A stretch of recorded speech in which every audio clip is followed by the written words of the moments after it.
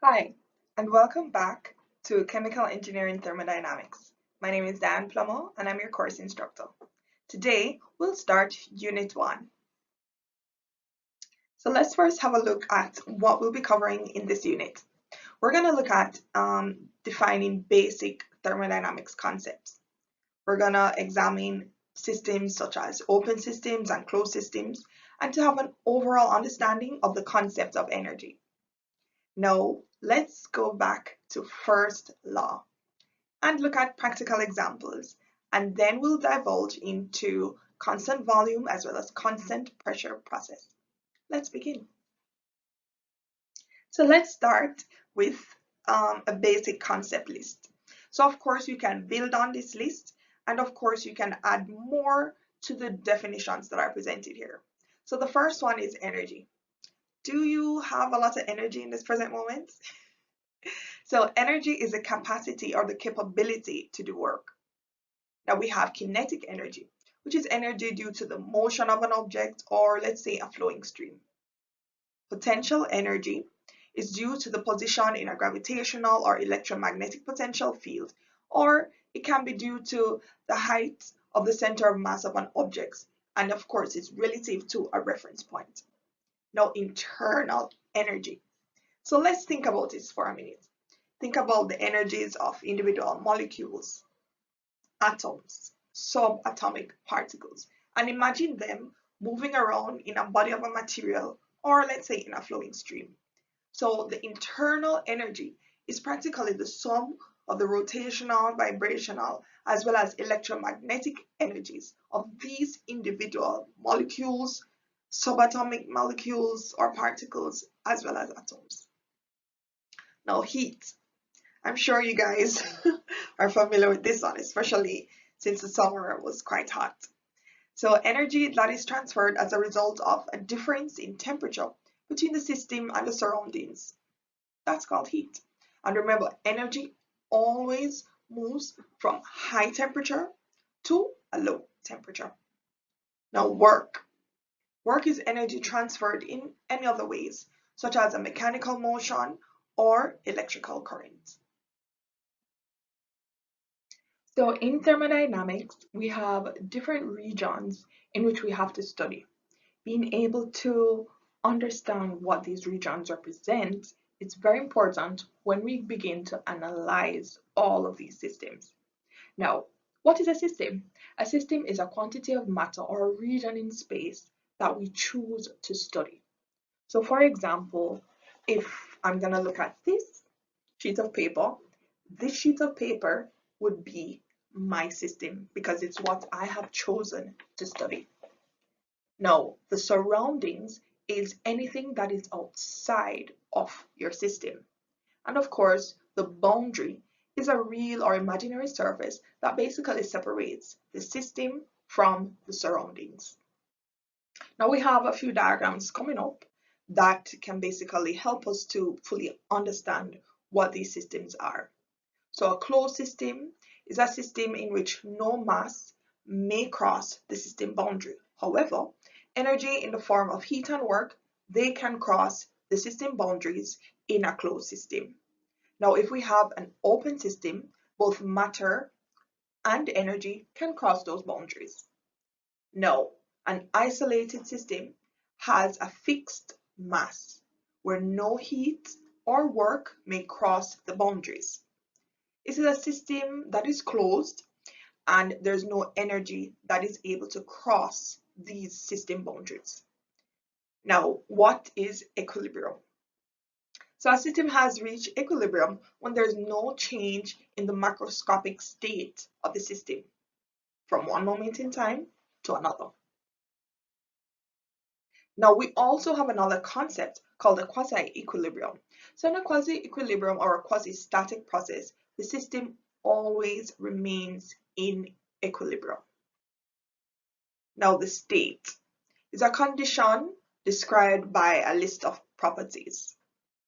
And what's a property? A property is any characteristic or attribute can be qualitatively evaluated. So example, our pressure, temperature, velocity, and energy. These are all properties. Now, properties can further be divided into two. So we have extensive properties and intensive properties. An intensive property is independent of size, let's say temperature. So imagine I have this glass with water and it's at room temperature, right? So let's say I pour out some of this water in a smaller glass. The temperature of the water in the small glass is independent of the size, right? Now, an extensive property is dependent on the size. For example, mass, right? So any extensive property per unit mass is also considered to be intensive. So if we have a mass of, let's say, this glass and all its contents has a specific mass, right? I put it on a scale and I'm able to weigh it.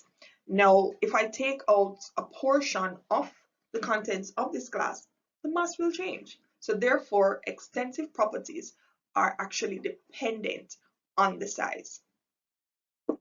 Now, all of these definitions will help us to be able to understand processes. So a process basically is any change from one state to another state. That's a process.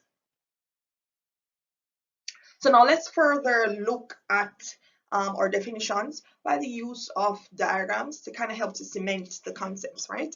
Now look at this diagram.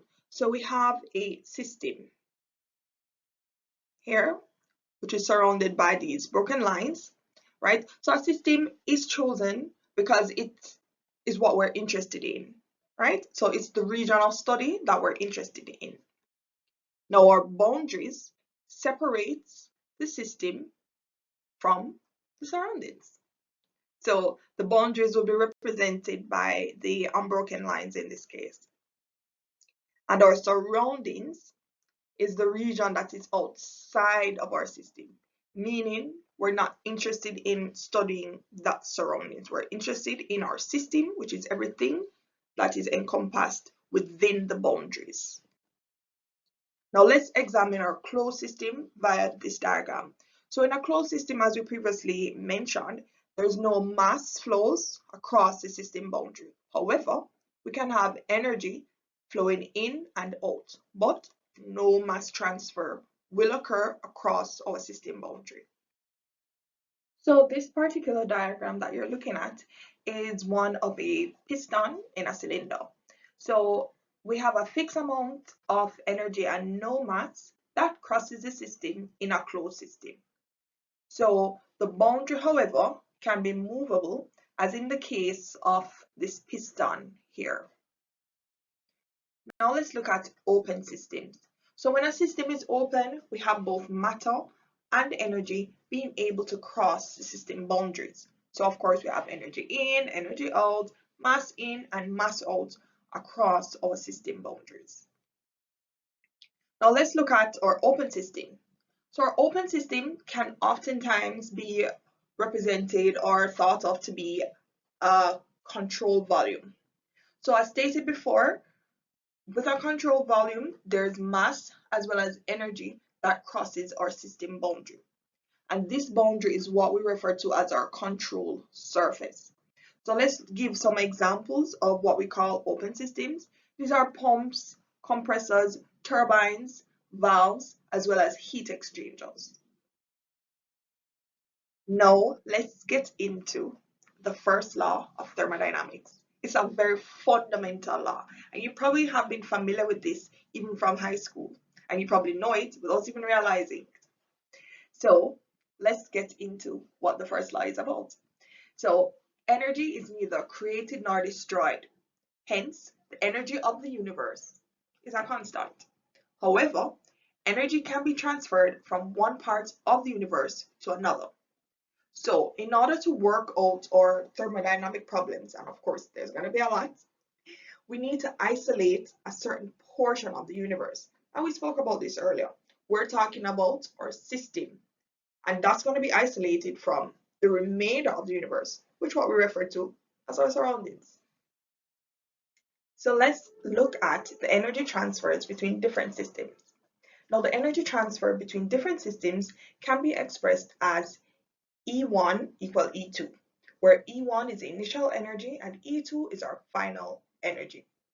So the internal energy basically encompasses the kinetic energy, the potential energy, as well as the gravitational energy of a system.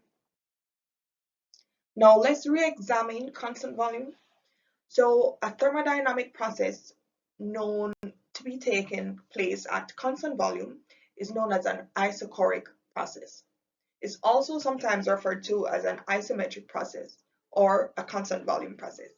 Now, in a constant volume process, we have the initial volume being equal to the final volume.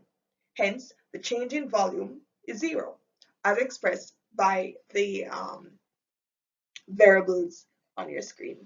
So, in such a process, we have the work done being zero, since the change in work is equal to the pressure times our change in volume.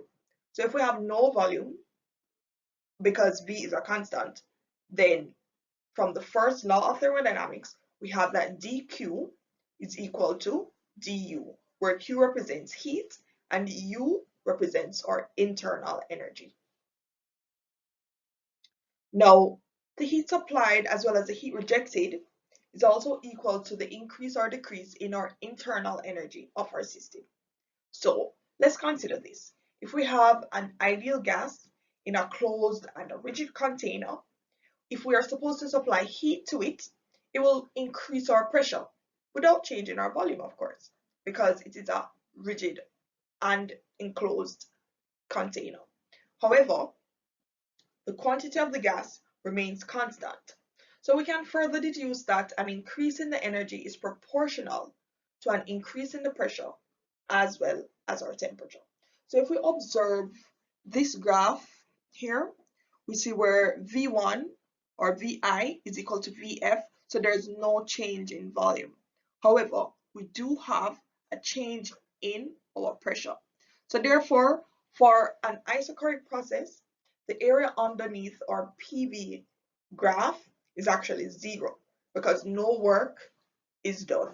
So remember, we have dW is equal to P delta V, and since we have no change in V, we have no work being done in our system. Now let's look at our constant pressure systems.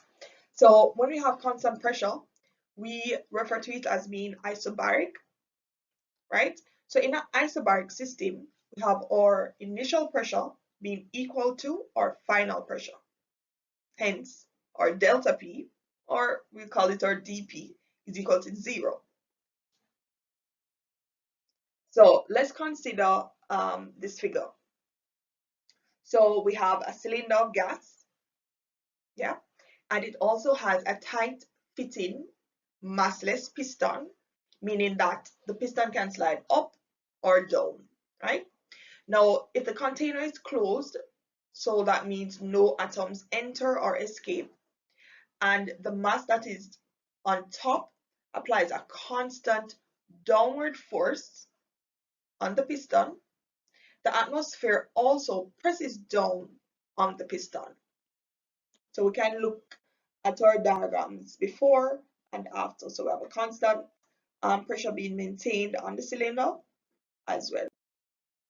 So in equilibrium, the upward force PA on the piston by the gas within the container, where A is the piston area, exactly balances out the downward force mg plus the air pressure force, which is our P atmosphere.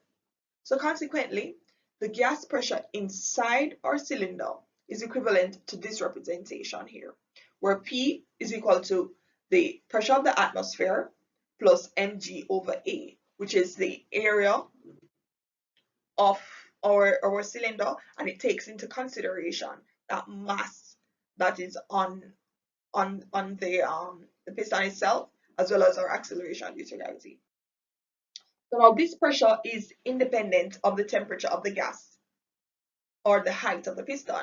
So it stays constant as long as M is unchanged.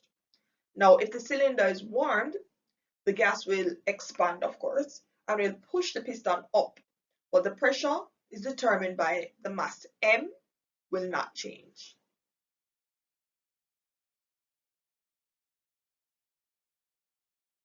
Now this diagram represents our constant pressure system, right?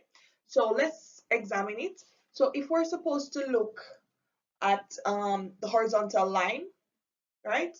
So we have V1 here to V2. And if we have that state right there, we refer to it as an isobaric expansion.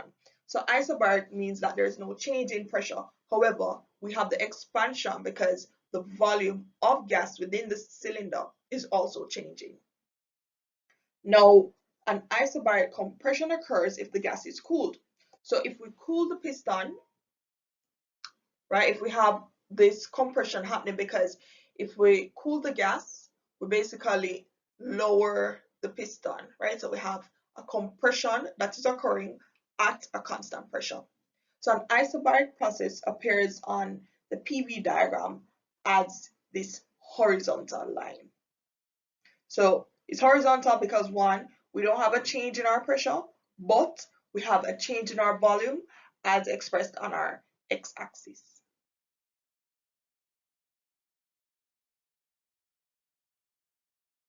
So now let's examine the conservation of mass.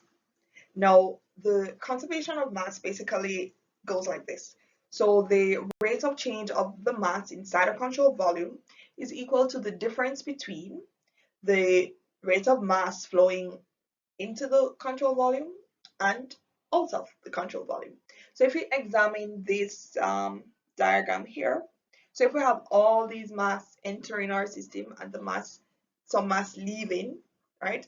Or rate of change of mass is just the difference between those two. So let's look at steady state.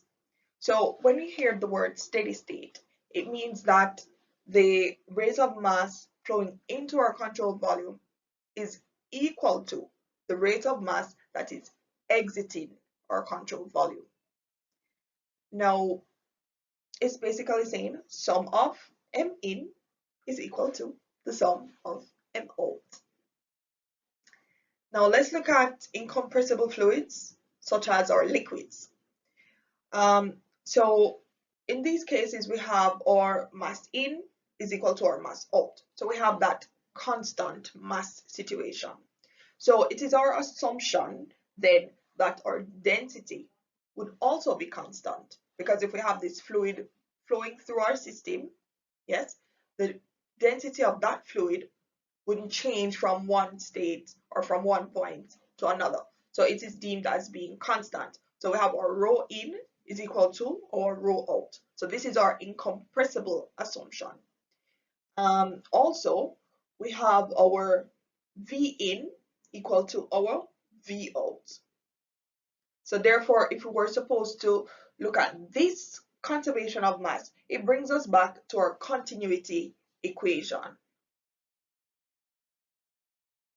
So we've come to the end of our session. I think it was more of a definition of terms, and it's basically setting the pace for lecture 2. So our next stage would be to have our first seminar session. So in our seminar session, we'll briefly discuss the lecture content. So what I need you to do is to prepare any questions that you may have from the lecture. If there's anything that was unclear, we can discuss it. There are also the tutorials that are on our class site that you can start reviewing, so we can also discuss these tutorials. Of course, this is an online module, so you have to put in the work. So our individual work for this week, I need you to write down and familiarize yourself with the equations associated with the key concepts as well as the definitions that were previously highlighted. Please work through the tutorial questions and prepare for our seminar. There are also several supplementary notes as well as videos on our class site, and I would love if you could just read through the chapters of the unit so that we can have an engaging discussion.